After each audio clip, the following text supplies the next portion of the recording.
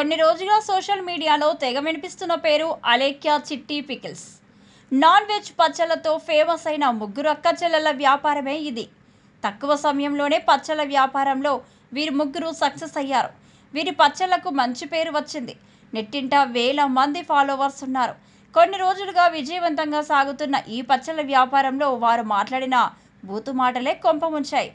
ఇటీవల ఓ కస్టమర్ పచ్చళ్ళు కొందామని మెసేజ్ పెట్టడంతో వీరి వ్యాపారం ఊహించని మలుపు తిరిగింది. దీంతో వీరిపై జనాలు ఆగ్రహం వ్యక్తం చేస్తున్నారు. ఇటీవల ఓ కస్టమర్ పచ్చళ్ళ కోసం మెసేజ్ చేయడం, ఆ పచ్చళ్ళ రేట్స్ ఎక్కువగా ఉన్నాయని అభిప్రాయపడ్డాడు.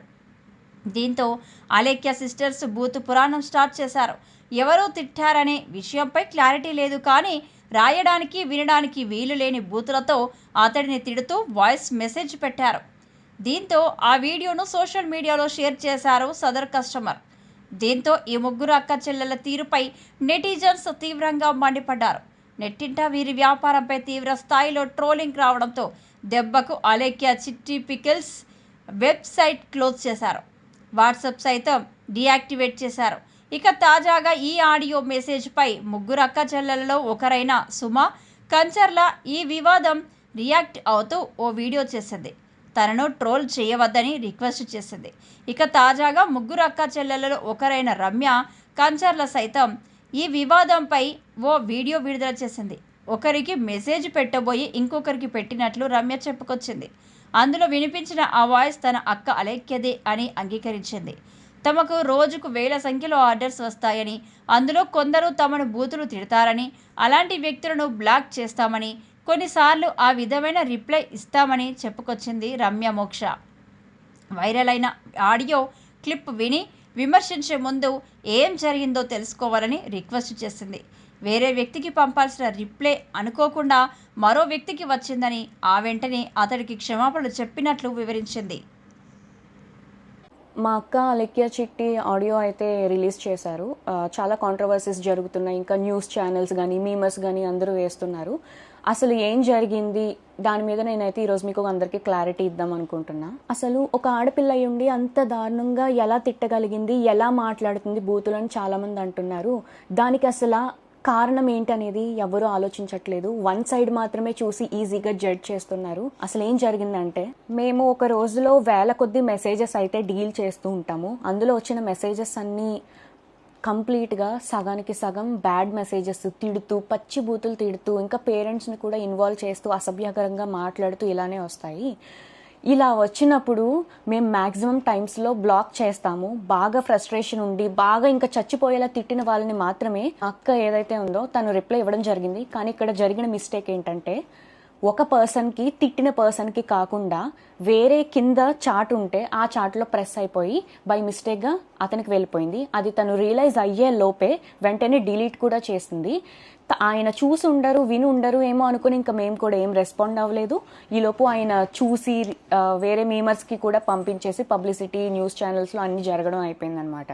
ఈ విషయం మరి ముందే చెప్పొచ్చు కదా అని అందరూ అడుగుండొచ్చు. మేము ముందు చెప్పడానికి అసలు ప్రూఫ్తో మేము మాట్లాడదాము, అసలు ఏం జరిగింది అనేది క్లారిటీతో వద్దాం అనేసి మేము ఇంతవరకు డీలే చేసాము. ఈలోపు వాట్సాప్ ఓపెన్ చేస్తుంటే చాలామంది బ్యాడ్ మెసేజెస్ ఇంకా కాల్స్ కంటిన్యూస్గా చేయడంతో 35,000 మందికి పైగానే వాట్సాప్ రిపోర్ట్ కొట్టారు. దానివల్ల మాకు ఏంటనేది చూపించలేకపోయాం.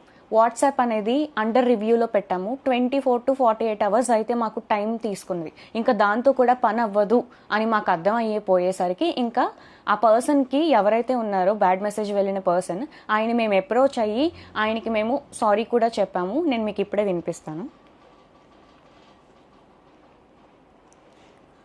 హలో అండి, నేను అలేఖ్య చిట్టిని మాట్లాడుతున్నాను. మాకు వచ్చే మెసేజ్లో అందరూ జెన్యున్ గా ఉండరు. పచ్చి బూతులు తిట్టి మాట్లాడి ఇబ్బంది పెట్టే వాళ్ళు చాలా మంది మెసేజ్ చేస్తారు మాకు రోజు.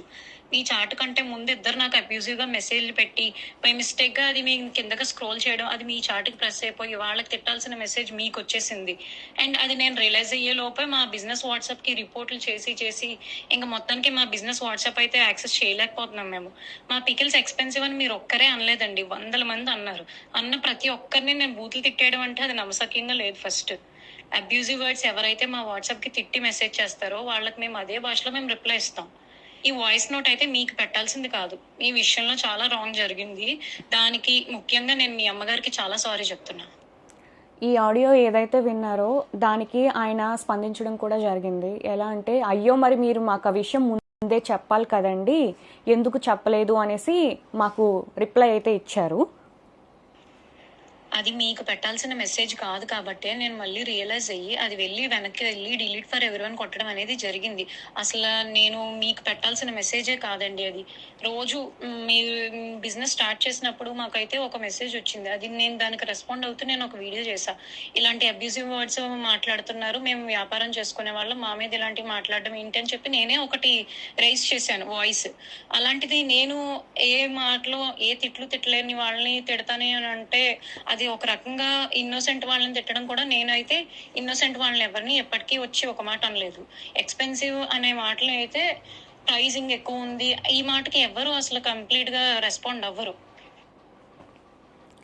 ఇదండి జరిగింది అయితే ఇది.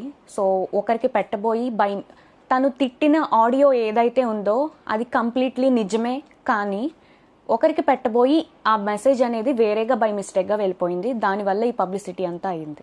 ఒక ప్యూర్ ఇన్నోసెంట్ వాళ్ళని ఎవరైతే అసలు ఏం సంబంధం లేకుండా వాళ్ళకైతే ఒక మాట నింద అనేది పడవలసి వచ్చింది. కానీ అది కంప్లీట్లీ మీకైతే ఏం సంబంధం లేదమ్మా, మీకు అసలు ఆ మాట మీకు సంబంధమే లేదు, అది వేరే వాళ్ళకి వెళ్ళాల్సింది కాస్త మీకు వచ్చేసింది.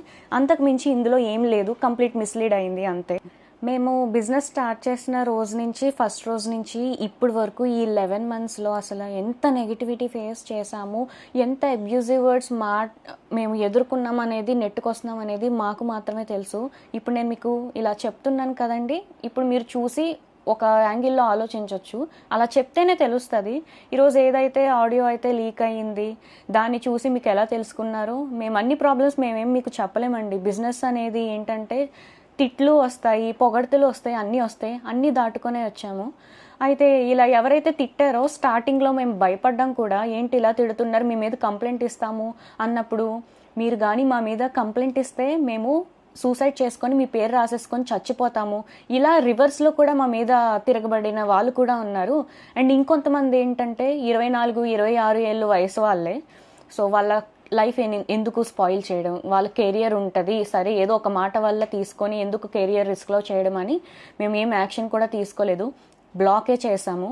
బాగా ఎవరైతే మా తల్లిదండ్రులని, పేరెంట్స్ని బాగా ఇన్వాల్వ్ చేసి ఇష్టం వచ్చినట్టు తిట్టి ఇలా చేస్తేనే మేము ఫ్రస్ట్రేట్ అయ్యి ఏదో ఒక సిచ్యువేషన్లో కొంతమంది బ్లాక్ చేస్తారు, కొంతమంది రియాక్ట్ అవ్వరు, కొంతమంది చాలా దారుణంగా వాళ్ళు కూడా అదే రీతిలో తిడతారు. మేము అక్క కూడా అలాగే తిట్టడం జరిగింది. ఈ ఆడియో వినగానే కొంచెం కూడా అసలు ఏంటనేది తెలుసుకోకుండా వెంటనే అందరూ 35,000కి పైగానే మంది వచ్చేసి ఇష్టం వచ్చినట్టు బ్యాడ్ మెసేజెస్ తిడుతూ, ఇంకా మా పేరెంట్స్ని ఎవరినో తిట్టావు, మీ పేరెంట్స్ కూడా అది ఇదని ఇష్టం వచ్చినట్టు చాలా తిట్టారండి. మాకు ఏమన్నా అయ్యింది అంటే మాకు ఎవరు చెప్పుకోవడానికి మాకు ఎవరు లేరు. ఇలా వచ్చి మేము మాట్లాడాలి తప్ప, మీకైనా సరే అన్న, చెల్లి, తమ్ముడు ఉన్నారు, మేము ఓన్లీ గర్ల్స్ అండి. ఒక ఆడవాళ్ళమే ఇంత ఫస్ట్ నుంచి ఇప్పటి వరకు నెట్టుకుంటూ వస్తున్నాము. ఎంత బ్యాడ్ అయినా సరే, ఎంత బ్యాడ్ మెసేజెస్ అయినా సరే. ఎగ్జాంపుల్గా నేను మీకు ఒకటి చెప్తాను. మా నాన్నగారు చనిపోయిన రోజే ఒక అబ్బాయి కూడా కాదు, ఒక అమ్మాయే మాకు ఇష్టం వచ్చినట్టు పచ్చిబూతులుగా బ్యాడ్ మెసేజ్ పెట్టింది. మేము స్టేటస్ పెట్టాము, మా నాన్నగారు చనిపోయారు, అసలు బిజినెస్ అనేది 2 days హోల్డ్లో పెడుతున్నామండి, అర్థం చేసుకోండి ఈ సీరియస్ టైంలో అని మేము చెప్పాము. చెప్తే ఆమె ఇచ్చిన రిప్లై మీరు చూడండి. నీకు ఇలాగే కావాల్సింది అని ఇంకా పచ్చిబూతులు తిట్టింది. ఆ నోట్తో నేను చదవలేను, స్క్రీన్లో డిస్ప్లే చేస్తాను, మీరే ఒకసారి చదివి మా సైడ్ ఏంటనేది ఒకసారి ఆలోచించండి. అసలు ఈ బిజినెస్ ఎలా స్టార్ట్ చేసింది ఎవరికి ఏమీ తెలీదు. రమ్య అంటే నేను అనేది లేకపోతే అలెక్కే చిట్టి పికిల్స్ అనేది ఈరోజు లేదు. నాకు ఒక ఐడియా వచ్చి నేను మా నాన్నగారి దగ్గరికి వెళ్ళి, నాన్న ఇలా బిజినెస్ పెడదాం నాన్న, మా ఓన్గా మేము ఏదో ఒకటి చేయాలనుకుంటున్నాము, మీరు హెల్ప్ చేయండి అని నేను అడగడం జరిగింది. మా నాన్నగారు హెల్ప్ చేశారు, ఇక్కడి వరకు నెట్టుకుంటూ వచ్చాము. తెలియని విషయం ఏంటంటే స్టార్టింగ్లో ఎవరెవరో అసలు ఊరికే తిట్టేసేవాళ్ళు. ఎందుకు తిడుతున్నారనేది మాకు భయపడిపోయి ఏడ్చేసేవాళ్ళం మా నాన్న దగ్గర. ధైర్యం చెప్పి, ఎందుకురా అలా చేయకూడదు, మీరు అడుగు వేసేసారు, ఫస్ట్ అడుగు వేశారు, ఇంకా వెనక అడుగు అయితే వేయకూడదు, మీరు తెగించి ఇంత వర్క్ అది చేసుకుంటున్నారు, కష్టపడి అంతా మీరే చేసుకుంటున్నారు, ఇలా జరగకూడదు నాన్న, అది ఇది అనేసి చాలా ధైర్యం అయితే చెప్పారు. అలా చెప్పడానికి ఈరోజు ఏదైతే సర్క్యులేట్ అవుతుందో అలా చెప్పడానికి, ధైర్యం చెప్పడానికి నేనున్నాను అనే వాళ్ళు మాకైతే లేరు. మేమందరం ఆడవాళ్ళమే. మీకైనా సరే అన్న, చెల్లి, తమ్ముడు, అక్క, పెద్దమ్మ వీళ్ళందరూ ఉండొచ్చేమో, మాకంటూ ఎవరు లేరు. నేను, మా అమ్మ, అలేఖ్య, మేము ముగ్గురమే అయితే ప్రెజెంట్ అయితే ఉన్నాము. ఎంత బాధను మోస్తున్నాం అనేది మాకు మాత్రమే తెలుసు. మా నాన్నగారు ఇంకా లేరు, అంతే. అది మేము యాక్సెప్ట్ చేసాము. బిజినెస్ స్టార్ట్ చేసిన 3 to 4 monthsలో అయితే మేము సరే ఎందుకులే బ్యాడ్ మెసేజెస్ అది ఇది అని వదిలేసాము. ఇప్పుడు ఒక ఎగ్జాంపుల్ చెప్తున్నానండి. ఎవరో మనకి అర్ధరాత్రి 1 గంట 2ంటికి మనకి video calls, audio calls, bad messages చేస్తే మనం ఎవరెవరు ఏంటి అనేది మనం ఖచ్చితంగా టెన్షన్ పడతాము. అలాంటిది మేము కొన్ని వందలాది 10, 20 కూడా కాదు, వందల కొద్దీ మాకు బ్యాడ్ మెసేజెస్ ఆ టైంలో ఆడియో కాల్స్, వీడియో కాల్స్ అనేది చేస్తూ ఉంటే మేము అసలు ఏం చెయ్యాలో కూడా మాకు అర్థమయ్యేది కాదు. ఈ ఆడియోని తీసుకెళ్ళి ఇంత నెగిటివ్ వైరల్ అయితే చేసేసారు. చాలా న్యూస్ ఛానల్స్లో కూడా చేసేసారు. ఈరోజు బిజినెస్సే లేకుండా పోయింది మాకు. ఎందుకంటే మేము కంప్లీట్గా మా ఫ్యామిలీ అంతా డిపెండ్ అయ్యింది ఈ బిజినెస్ మీదే. నిజాలు ఏంటి అనేది, అసలు ఏం జరిగిందో ఏమీ తెలుసుకోకుండా, ఒక 2 days కూడా వీళ్ళు ఏం చెప్తారనేది మీరు ఆలోచించకుండా వెంటనే మా బిజినెస్నే పోగొట్టేశారు. నేను మీకు ఒక్కటే చెప్తున్నానండి, ఇప్పుడు మిమ్మల్ని కూడా, మీరు ఇప్పుడు ఎవరైతే వీడియో చూస్తున్నారో ఆడవాళ్ళు కానీ మగవాళ్ళు కానీ, మిమ్మల్ని మీ అమ్మ నాన్నల్ని ఎవరేమన్నా తిట్టినా మీరు నిజంగా పల్లెత్తి మాట కూడా అనకుండా అయితే ఉండరు. అది అందరి మనస్సాక్షులకి తెలుసు. ప్రతి ఒక్కరికి సహనం అనేది ఇంతవరకు ఉంటుంది. ఆ సహనం అనేది కోల్పోయినాక మన అమ్మ నాన్నల విషయానికి వస్తే ఎవరు ఊరుకోరు కదండి. మా అక్క అలాగే తిట్టడం జరిగింది. ఇప్పుడు ఆడియో ఏదైతే ట్రెండింగ్లో ఉందో అదే ఆడియోని బేస్ చేసుకొని ఇలాంటి వాటి మీద వీడియోస్ చేస్తే ఇంకా వ్యూస్ వస్తాయి, మనీ జనరేట్ అవ్వుద్ది అని ఇప్పుడు ఆడియో 2, ఆడియో 3 అనేసి ఇంకా లీక్ చేస్తే నేను ఒక్కటే చెప్తున్నానండి, తనని, మా అక్కని, అలేఖ్యని ఎవరైతే ఇష్టానుసారంగా పచ్చి బూతులు యూజ్ చేసి ఆడదాన్ని తిట్టి, అమ్మని తిట్టి ఎవరైతే అంటారో వాళ్ళని మాత్రమే తను రియాక్ట్ అయ్యి తిడుతుంది. అంతకు మించి తను ఎవరిని, ఒక ఇన్నోసెంట్ని తిట్టాలని తను చూడదు. తను తిట్టడం పర్సనల్గానే తిట్టింది, అపాలజైజ్ కూడా చేసింది, అంటే క్షమాపణ చెప్పేసింది. అండ్ ఇప్పుడు ఈ ప్రెజెంట్ టాపిక్ ఏదైతే ఉందో అది ట్రెండింగ్గా ఉంది కదా, ఇదే వీడియోలో మేము కూడా చేస్తే మాకు వ్యూస్ వచ్చి అమౌంట్ వచ్చేస్తుంది అది ఇది అనుకునే వాళ్ళకి నేను ఒకటే చెప్తున్నానండి. ఇప్పుడు మనల్ని ఎవరైనా తిడితే, నేను అలేఖ్య గురించి మాత్రం ఇప్పుడు చెప్తున్నాను, అందరినీ ఉద్దేశించి కాదు, అలేఖ్యని ఎవరైతే తిట్టారో, బాగా ఇబ్బంది పెడుతున్నట్టు మాటలు అసహ్యకరంగా వస్తేనే తను కూడా వాయిస్ మెసేజ్లో తిడుతుంది. అంతకు మించి తను ఒక ప్యూర్ ఇన్నోసెంట్ని తిట్టడానికి ఊరికే ఎవరైనా ఎందుకు తిడతారండి? ఎక్స్పెన్సివ్ అనే మాటకి ఎవ్వరూ ఏమీ తిట్టరండి. ఎక్స్పెన్సివ్ అని చెప్పారు కాబట్టే మేము ప్రైజులు తగ్గించడం అనేది జరిగింది. నేను చాలా కామెంట్స్లో అయితే చూస్తున్నాను, కొంతమందికి ఏదైతే చూసారో అదో నిజం అనుకుని మాట్లాడతారు. అది సహజమే, నేను ఒప్పుకుంటాను. ఆడపిల్లలు కూడా ఆలోచించట్లేదు. కనీసం ఒక ఆడపిల్లలు కూడా చాలా వల్గర్గా కామెంట్స్ చేసి, ఇప్పుడు ఏదైతే ఆడియో విన్నారో అంతకంటే డబల్ చేసి బూతులు అయితే మమ్మల్ని తిడుతున్నారు. మరి అది ఎంతవరకు న్యాయం అనేది తెలీదు. అది మీకు తెలియదు కాబట్టి ఇప్పుడు నేనైతే ఈ ఆడియో మీద ఒక క్లారిటీ అయితే ఇచ్చాను కదా. సో అంతే.